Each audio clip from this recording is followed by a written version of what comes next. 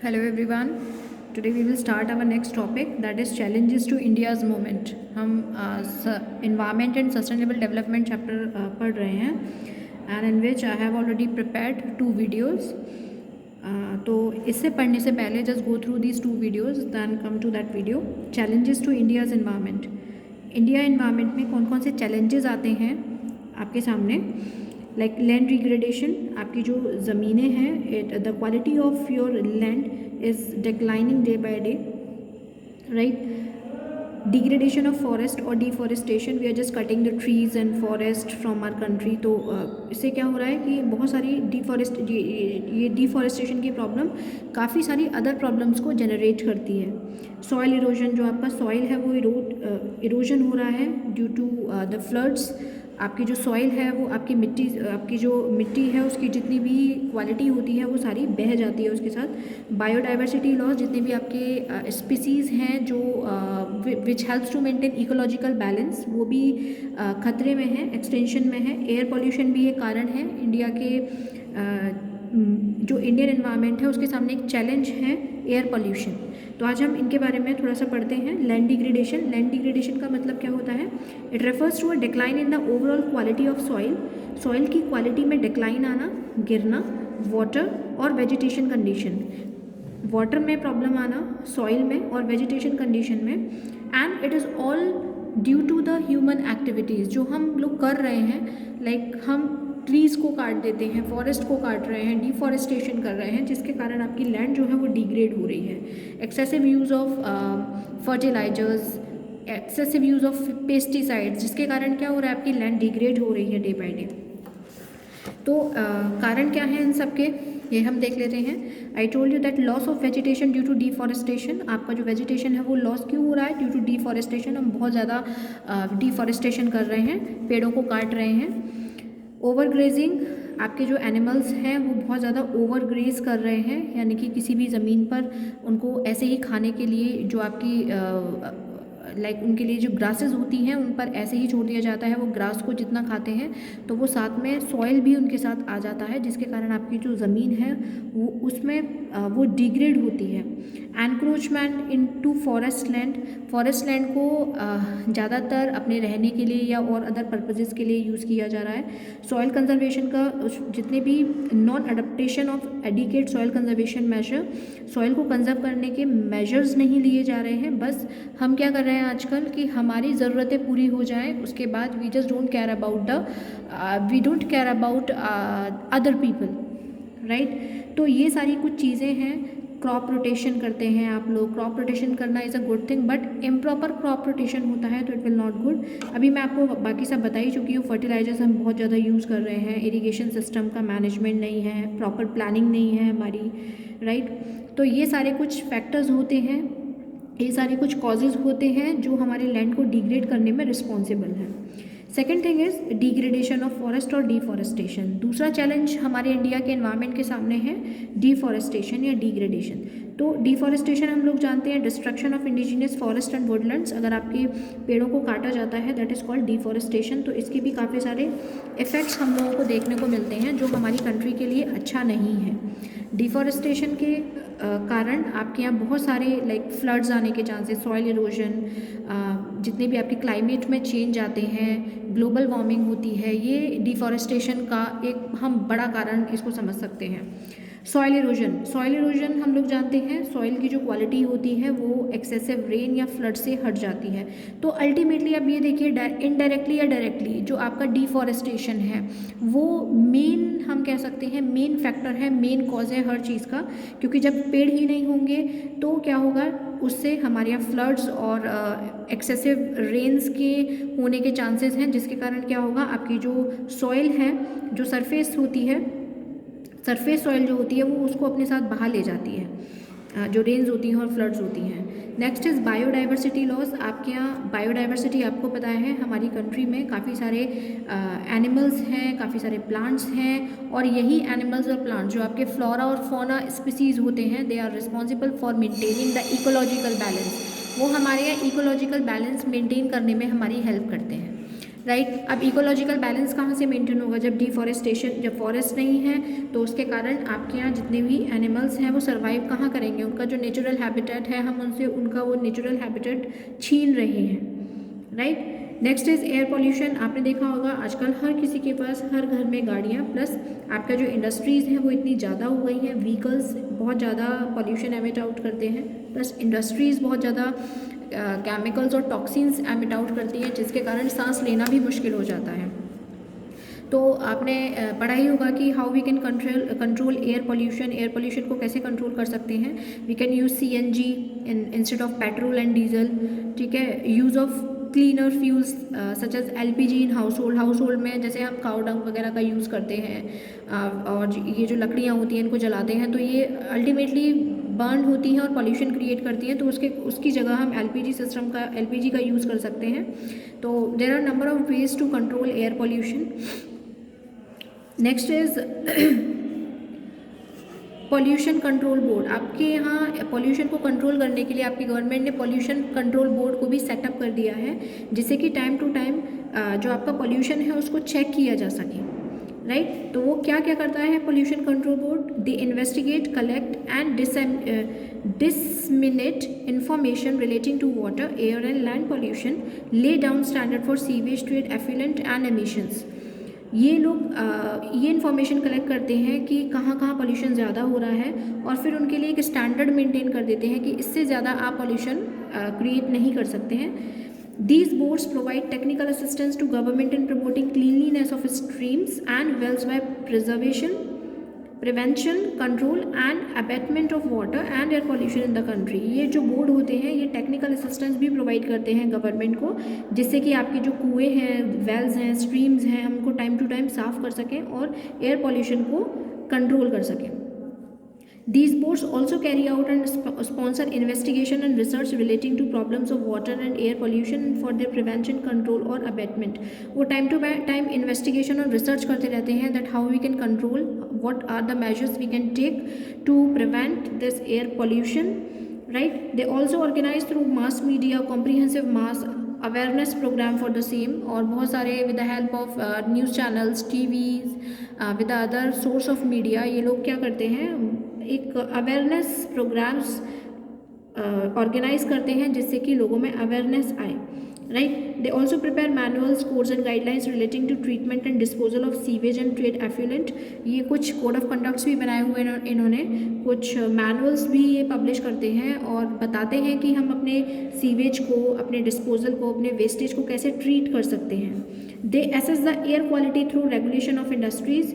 इन्होंने time to time ये industries की जो क्वालिटी, इंडस्ट्रीज़ से जो पॉल्यूशन एमिट आउट होता है उसकी क्वालिटी को भी चेक करते हैं और उनको बताया हुआ है कि हम क्या क्या मेजर्स ले सकते हैं। State board periodically inspect every industry under their jurisdiction through their district level officials to assess the adequacy of treatment measures provided to treat the effluent and gaseous emissions।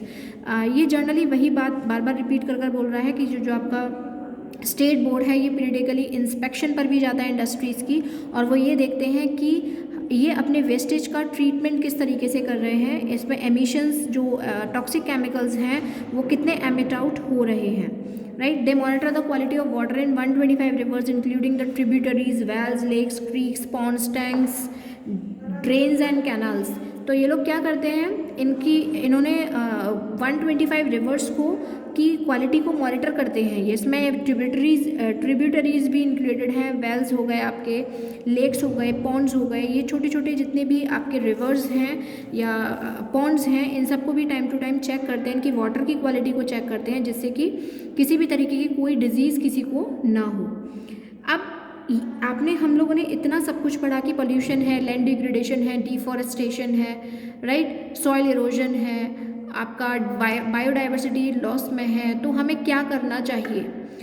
तो एक टर्म अराइज होता है उसके लिए, sustainable development. ये आप लोगों ने पढ़ा होगा वैसे। सस्टेनेबल डेवलपमेंट का मतलब होता है we should have to utilise the resources presently in such a manner so that our future generation can also utilise the same resources, हमारे पास मान लीजिए थोड़ा सा पानी है, तो हम उस पानी को ऐसे यूज़ करें कि वो हम भी यूज़ कर लें और आगे आने वाली फ्यूचर जनरेशन भी उसको यूज़ कर पाए। Means we are not suppose to waste the resources which is provided by the nature, right. तो सस्टेनेबल डेवलपमेंट क्या हुआ? It is a development which will allow all future generation to have a potential average quality of life that is at least as high which is being enjoyed by the current generation, right. जो हम लोग enjoy कर रहे हैं at least वो हमारी generation, आगे आने वाली जनरेशन भी इंजॉय कर पाए।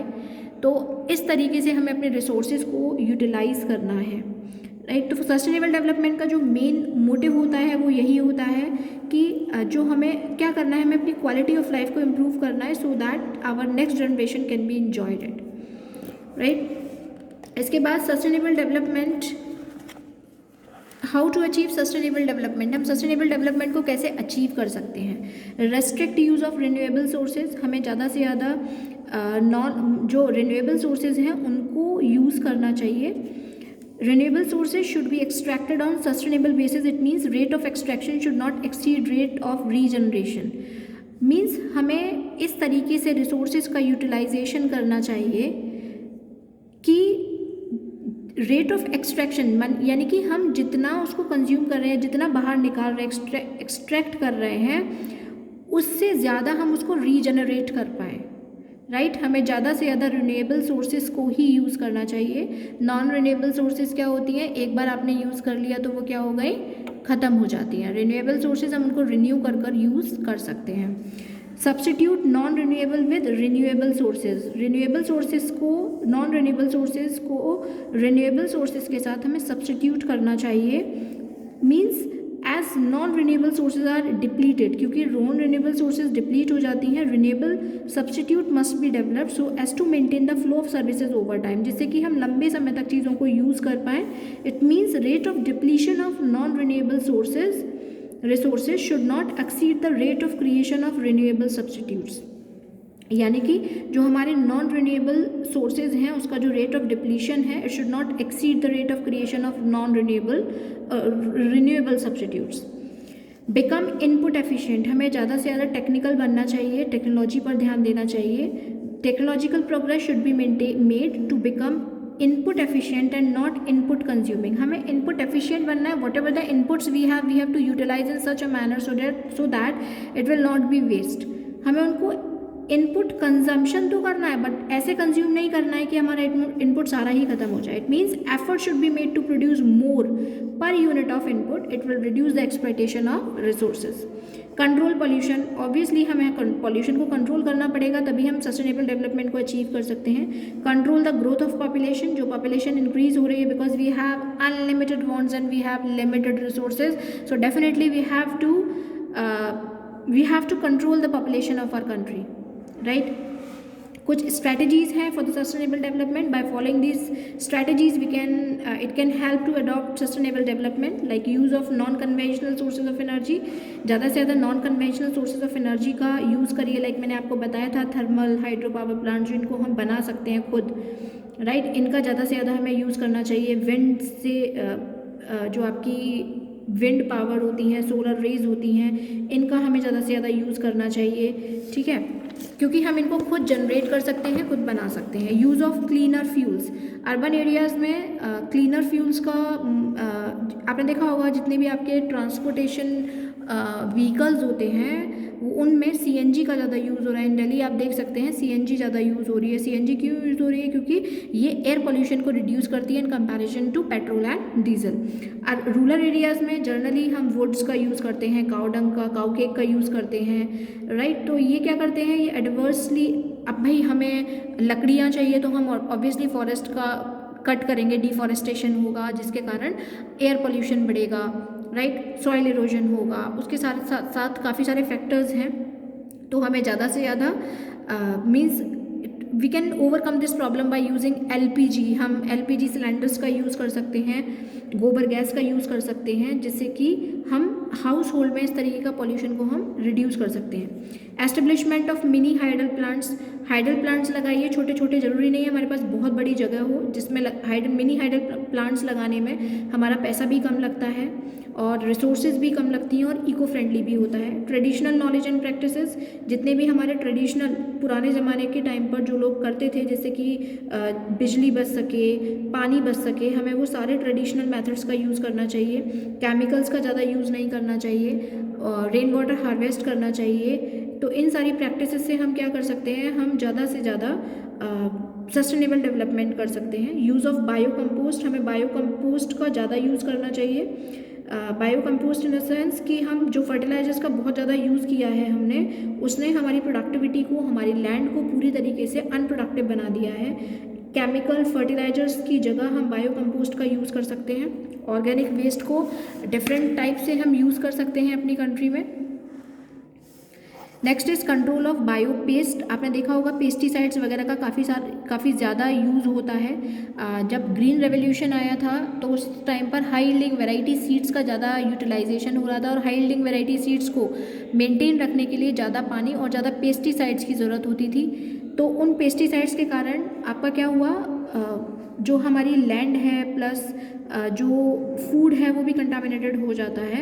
तो उसकी जगह हम क्या कर सकते हैं, नीम बेस्ड पेस्टिसाइड्स यूज़ कर सकते हैं, जो कि एनवायरनमेंट फ्रेंडली भी है और free from side effects also, right. In addition awareness is being created for use of various animals and birds like snakes, lizards, owls, peacock as natural pest controllers. ये natural pest controllers हैं, इनका हम utilisation कर सकते हैं in place of inorganic pesticides. Change in unsustainable pattern of consumption and production, जो हम बहुत ज़्यादा किसी चीज़ को कंज्यूम कर रहे हैं, प्रोडक्शन उसका इतना ज़्यादा हो नहीं पा रहा, कंजम्पशन ज़्यादा हो रहा है, तो ये अनसस्टेनेबल पैटर्न जो है इसको हमें चेंज करना होगा।